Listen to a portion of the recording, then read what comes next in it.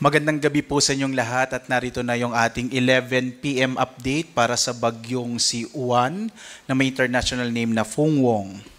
Narito po yung latest na lokasyon ng bagyong Uwan na sa 380 kilometro silangan ng Virac sa Catanduanes. Makikita nyo po sa ating latest satellite images, kita na po talaga itong mata ng bagyo. Makikita nyo po dito sa pinapakita nating mga satellite images po ng bagyong Uwan. No? At ang kanyang lakas ngayon nasa 155 kilometers per hour malapit sa gitna. Pagbugso naman na nasa 190 kilometers per hour. Bumilis pa po itong bagyong Uwan at sa ngayon nga ay kumikilos pa kanluran, hilagang kanluran sa bilis na 35 kilometers per hour. At dahil po sa medyo bumibilis nga yung bagyo, pwedeng mas mapaaga po yung inaasahan natin na pagtama nito sa kalupaan. Makikita nyo rin na halos malaking bahagi ng bansa ay naapektuhan na po ng outer rain bands ng bagyong Uwan. Kaya po magsisimula po ngayong gabi, lalong-lalo na bukas at sa Lunes ay mararamdaman yung mga malalakas na ulan at malalakas na mga hangin na dala ng bagyong Uwan. Lalong-lalo na doon sa dadaanan po niya, particular na sa northern and central Luzon. Makikita po natin yung ating latest track. Narito po yung latest track ng bagyong Uwan kung saan makikita po natin na posibleng lumapit po dito sa may silangang bahagi ng Bicol region, particular na dito sa lalawigan ng Catanduanes. Bukas po, posibleng bukas nga po ng umaga ay lalapit na po ito. At hindi natin naalis yung posibilidad, lalo na po pag kumilos ito patimog, maaaring mauna pong tumama sa kalupaan ng Catanduanes yung sentro, particular na sa may hilagang bahagi o hilagang silangang bahagi ng Catanduanes. So hindi po natin naalis yung posibilidad na ang unang landfall nito ay sa Catanduanes. Pero kahit hindi po ito mag-landfall sa Catanduanes, sa mga kababayan po natin dyan sa Catanduanes, ay mararanasan po yung pinakamalapit po na particular na yung tinatawag na eye wall. Yung eye wall po, yun po yung pinakamalakas na bahagi na o parte ng bagyo. At nakikita natin, posible po na sa kanyang pagkilos ngayon, bukas po ng gabi, posible nga po bandang alas 8 ng gabi, base sa track natin or later pa po, ay maaring tumama naman sa kalupaan ng Aurora or Isabela itong sentro ng mata ng bagyo. Pero hindi lamang po yung sentro ng mata ng bagyo yung ating kailangan tutukan dahil bago pa tumama yung sentro ng mata ng bagyo ay mararanasan na sa malaking bahagi ng northern and central Luzon itong epekto ng bagyong si Uwan. So bukas po, araw ng Linggo hanggang Lunes, ito po yung pinakamararanasan natin dito sa Luzon at maging sa ilang bahagi po ng Kabisayaan yung epekto at dalang ulan at hangin ng bagyong Uwan. Ito po, ang pinaka-crucial po natin, yung gabi ng Linggo hanggang umaga ng Lunes kasi makikita nyo po dito sa track, dadaan po siya gabi, particular na po gabi po ng Linggo hanggang madaling araw ng Lunes. By Monday morning, nasa may West Philippine Sea na po ito at posibleng Martes ito lalabas ng Philippine Area of Responsibility. At dahil gabi nga ito dadaan sa kalupaan, mainam po na nakapaghanda na yung mga kababayan po natin, lalong-lalo na doon sa kung saan dadaan po yung sentro ng bagyo. Pero ganun din po yung mga kung saan nakataas po yung matataas nating mga tropical cyclone wind signal. So as of 11 p.m. nga po, no, nakataas ang signal number 4 dito sa lalawigan ng Catanduanes. Signal number 3 naman sa Aurora, northern and eastern portion ng Quezon, kasama ang Polillo Islands, Camarines Norte, Camarines Sur, Albay, northern and eastern portions ng Sorsogon at eastern portion ng northern Samar. Signal number 2 naman dito po sa mainland Cagayan, halos malaking bahagi po ng northern and central Luzon ay signal number 2 na.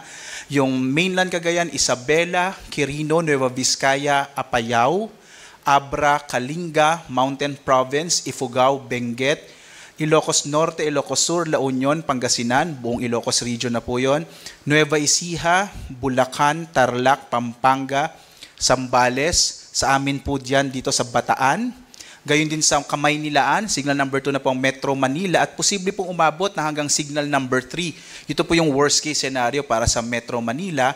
Laguna, rest of Quezon, Cavite, Batangas, Marinduque, northern portion ng Oriental Mindoro, northern portion ng Romblon, rest of Sorsogon, Masbate kasamang Ticao at Burias Islands, nalalabing bahagi ng northern Samar, northern and central portions ng Samar, northern and central portions ng eastern Samar, northern portion ng Biliran. Signal number 1 naman po sa Batanes, Babuyan Islands, nalalabing bahagi ng Oriental Mindoro, Occidental Mindoro, rest of Sorsogon, Calamian Islands, Cuyo Islands, nalalabing bahagi ng Samar, ng Eastern Samar, ng Biliran, buong lalawigan ng Leyte, Southern Leyte, Bohol, northern and central portion ng Cebu kasama yung Bantayan at Camotes Islands, northern and central portions ng Negros Occidental. Gayon din po yung northern portion ng Negros Oriental, Guimaras, Iloilo, Capiz, Aklan, Antique. So ito po sa Western Visayas. Dinagat Island, Surigao del Norte, northern portion Agusan del Norte at northern portion ng Surigao del Sur sa bahagi naman ng Caraga. Gusto ko po sanang bigyang diin din na ito pong dadaanan ng bagyo which is the northern and central portion ng Luzon, lalong-lalo na po doon sa matataas na lugar po sa Cordillera, kasama po dyan sa Benguet, particular na dyan sa Baguio City, ay posible po na mas malakas po yung maranasan na hangin dahil po usually kapag mas exposed po yung lugar, kagaya ng mga kabundukan, ay mas malakas na hangin po o hampas ng hangin ang maaring maranasan kumpara doon sa mga sheltered na lugar. Kaya po mulino, paulit-ulit pong binabanggit ng Pag-asa, nawa po ngayong gabi hanggang bukas ng umaga nakapaghanda na po itong mga dadaanan ng bagyong si Juan na posible pa rin po no, hanggang super typhoon na maging lakas nito. Samantala, kahit po yung mga lugar na walang nakataas sa tropical cyclone wind signal, maaari pa rin makaranas ng mga pagbugso ng hangin dulot po nung outer rain bands ng bagyong si Juan. Ngayon po hanggang bukas, maaari yung Palawan, Visayas at Mindanao. Pagdating po ng araw ng Lunes, malaking bahagi ng Luzon at Visayas, kahit po walang nakataas na tropical cyclone wind signal ay maaaring makaranas ng mga pagbugso ng hangin dulot ng bagyong Juan. Narito naman po yung mga lugar na makakaranas ng malalakas na mga pag-ulan. Makikita po natin ngayong gabi hanggang bukas, malaking bahagi na po ng Bicol region ay makararanas ng greater than 200 mm of rain. So itong mga lugar po nito actually po, no, lalong-lalo na yung kung saan makikita po yung orange at red, ito yung mga lugar na more than 100 mm ng mga pag-ulan. Ang ibig sabihin po noon, kung kayo po ay nakatira sa mga bahaing lugar, ay maaari pong makaranas ng mga pagbaha, mga flash floods. At kung kayo naman po ay mga nasa gilid ng bundok, ay maaari magdulot naman ng mga flash floods, yung mga malalakas po nating mga pag-ulan. Pagdating naman ng bukas po ng gabi hanggang araw ng Lunes, ito po yung binabanggit ko po, pinaka-peak, pinakamararanasan yung malalakas na mga ulan at malalakas na hangin na dulot ng bagyong Juan, particular na nga sa malaking bahagi ng Luzon. So makikita po natin, malaking bahagi ng Northern and Central Luzon ay mahigit 200 mm ng mga pag-ulan. Kung kayo po ay nasa mga bahaing lugar, mainam po kung binanggit ng local government units na mag-evacuate. Sana po nakapag-evacuate na po kayo ngayon, lalong-lalo na po kung kayo nakatira malapit sa mga ilog. At gayon din po dito sa may southern part ng Luzon, kasama na dyan yung Metro Manila. Pagdating ng araw ng Lunes ng gabi hanggang Martes, makararanas pa rin ng malalakas na mga pag-ulan ang malaking bahagi ng Ilocos Region, maging ang Benguet at ang Zambales. Bago po tuluyang ang lumabas ng Philippine Area of Responsibility, ang bagyong Juan araw po ng Martes.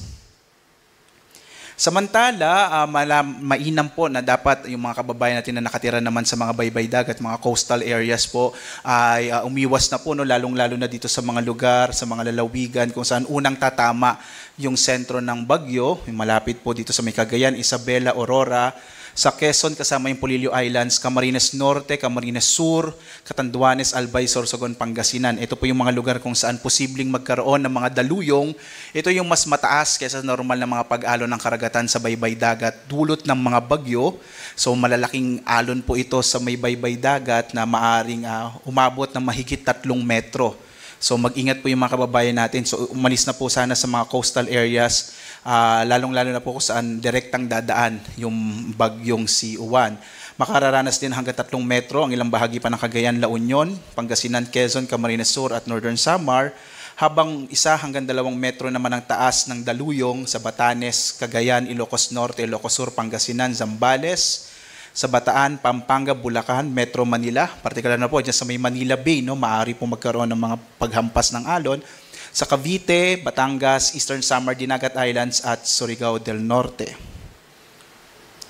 Ngayon po may nakataas namang gale warning halos sa malaking bahagi po ng Luzon, sa Batanes, Cagayan, Isabela, Aurora, Quezon, Camarines Norte, Camarines Sur, Catanduanes, Albay, Sorsogon sa Ilocos Region, sa Ilocos Norte, Ilocos Sur, La Union, Pangasinan, Zambales, maging dito sa Marinduque, Masbate, Romblon, Northern Coast of Cebu, kasama yung Bantayan at Camotes Islands, Biliran, Leyte, Southern Leyte, Samar, Surigao del Sur, Northern Samar, Eastern Samar, Dinagat Islands, Surigao del Norte, kasama yung Siargao at Bocas Grande Islands. Sa mga lugar po, no, itong may nakapula po, no, ito yung mga lugar kung saan inaasahan nga natin na magkakaroon ng malalaking pag-alon po ng karagatan. Kaya delikado na po maglayag yung mga sasakyang pandagat, lalong-lalo na yung mga maliliit na mga bangka sa mga lugar po na ito. Kaya iwasan na pong pumalaot ng mga kababayan natin. At magsisimula na po tayong magkaroon ng 3-hourly update. Yung susunod na update po natin dito sa Bagyong Uwan ay bukas or mamaya ng alas 2 ng madaling araw.